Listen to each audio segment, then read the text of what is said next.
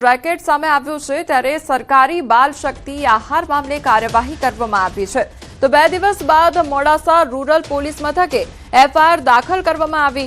મહીસાગરના ખાનપુરના સરકારી ગોડાઉનથી આહાર લીધો હતો અને મોડાસાથી ઝડપાયો હતો।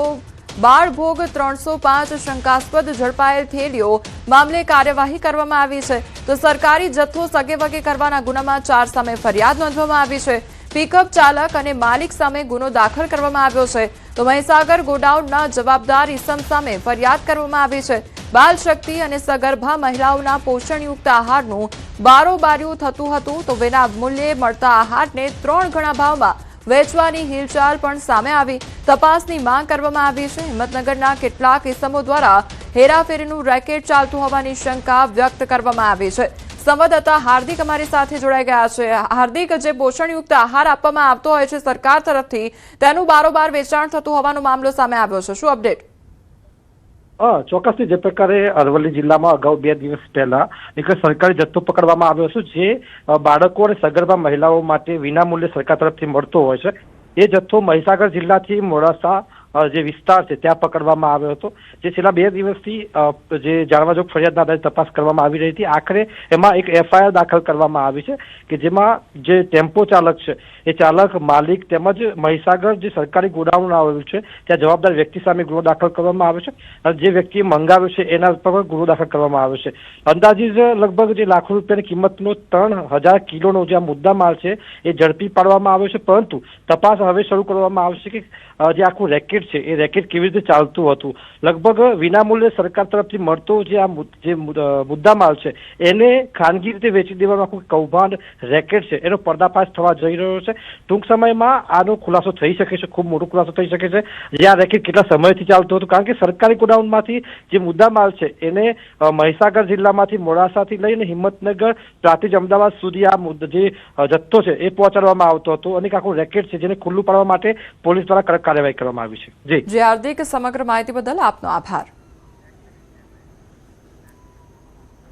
મહીસાગરના લુણાવાડા એસઓજી પીઆઈ વિમલ ઘોડા વિવાદનો મામલો સામે આવ્યો છે। લુણાવાડા એસઓજી પીઆઈ વિમલ ઘોડા સામે લેખિત ફરિયાદ કરવામાં આવી છે તો પ્રોફેસર હર્ષ દવે પીઆઈ પર લગાવ્યા છે મારપીટના આરોપ। ત્યારે પીઆઈ વિમલ ઘોડા અને અન્ય સામે મારપીટના આરોપ કરવામાં આવ્યા છે। દારૂની બાતમી આપવાની શંકામાં માર માર્યાનો આરોપ લગાવવામાં આવ્યો છે તો ઘટના સીસીટીવીમાં કેદ થઈ હોવાનો પ્રોફેસરનો દાવો સામે આવ્યો છે। અસામાજિક તત્વો અને બુટલેગરો સાથે સાંઠગાંઠ હોવાનો પણ આરોપ લગાવવામાં આવ્યો છે। જો જાનથી મારી નાખવાની ધમકી અપાઈ હોવાનો પણ દાવો કરવામાં આવ્યો છે। સમગ્ર મામલે ડીવાયએસપીને તપાસ સોંપવામાં આવી છે। બંને પક્ષોના નિવેદન અને સીસીટીવીના આધારે આગળની કાર્યવાહી હાથ ધરવામાં આવશે। આ અંગે બંને પાર્ટી જે એકબીજા પર આક્ષેપ કરી રહી છે એમના વચ્ચે 2 મહિના પહેલા કોઈક એક મેટરમાં ભલામણ અંગે એસઓજી પીઆઈ ભલામણ ન રાખી હોવાથી મનદુખ થયેલું એ મનદુખ ચાલતા ચાલતા ગઈકાલે સાંજે બંને પક્ષો એકબીજા ઉપર મારામારીનો આક્ષેપ લગાવ્યો છે, જે અંગે આજુબાજુના સીસીટીવી ફૂટેજ કેપ્ચર કરી અને જે પણ વિગતો છે એ વિગતોના આધારે આગળની કાર્યવાહી કરવા માટે ડીવાયએસપી હેડક્વાર્ટરને તપાસ આપી છે।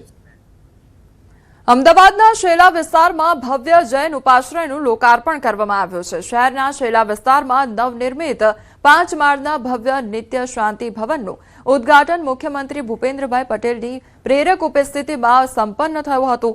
આ પ્રસંગ પદ્મસાગર સુરેશ્વરજી મહારાજની ઉપસ્થિતિમાં યોજાયો હતો। આ આધુનિક સુવિધાઓથી સજ્જ ભવનનો મુખ્ય હેતુ પદયાત્રા કરતા જૈન સાધુ ભગવંતો માટે રોકાણ, આરાધના અને સાધનાની ઉત્કૃષ્ટ વ્યવસ્થા પૂરી પાડવાનો છે। આ 5 માળનું ભવન આગામી સમયમાં પદયાત્રા કરનાર માટે રોકાણનું એક મોટું આસ્થા કેન્દ્ર બનશે। તો આધુનિક સુવિધાઓથી સજ્જ ઉપાશ્રયનું લોકાર્પણ કરવામાં આવ્યું છે। અમદાવાદના શૈલા વિસ્તાર ખાતે આ ઉપાશ્રયનું લોકાર્પણ કરવામાં આવ્યું છે અને 5 માળનું વિશાળ ઉપાશ્રય બનાવવામાં આવ્યું છે તો ભવ્ય જૈન ઉપાશ્રયનું લોકાર્પણ કરવામાં આવ્યું। સીએમ ભૂપેન્દ્ર પટેલ પણ લોકાર્પણમાં હાજર રહ્યા અને તેમના હસ્તે જ લોકાર્પણ કરવામાં આવ્યું। તો આ સાથે 5 માળનું જે આલિશાન ઉપાશ્રય છે તે બનાવવામાં આવ્યું છે। આધુનિક સુવિધાઓથી સજ્જ આ ઉપાશ્રય બનાવવામાં આવ્યો છે।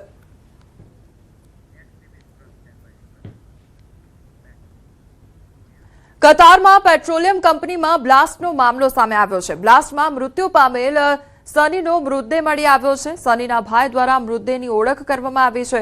ભારતીય એમ્બેસી દ્વારા સંપર્ક કરી મૃતદેહને સુરત લાવવામાં આવ્યો છે. સનીના નિવાસસ્થાન ખાતે મૃતદેહને લાવવામાં આવ્યો. પરિવારજનોમાં શોકનો માહોલ જોવા મળી રહ્યો છે. તો સુરતની આ ઘટના સામે આવી છે કે જ્યાં મૃતદેહ જે છે તે સુરત ખાતે લાવવામાં આવ્યો છે. પરિવારજનો તેમજ ગામમાં શોકનો માહોલ છવાઈ ગયો છે.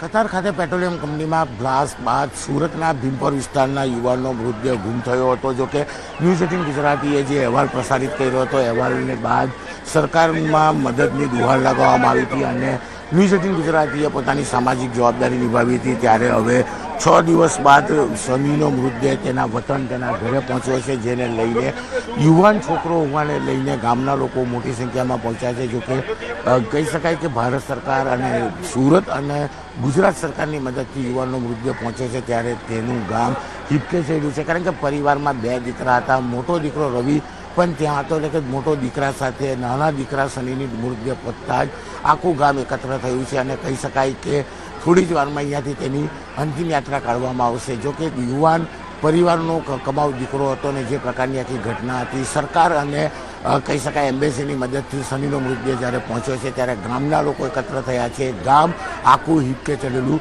જોવા મળી રહ્યું છે. કેમેરામેન જીગર ગુગલ સાથે કીર્તેશ પટેલ.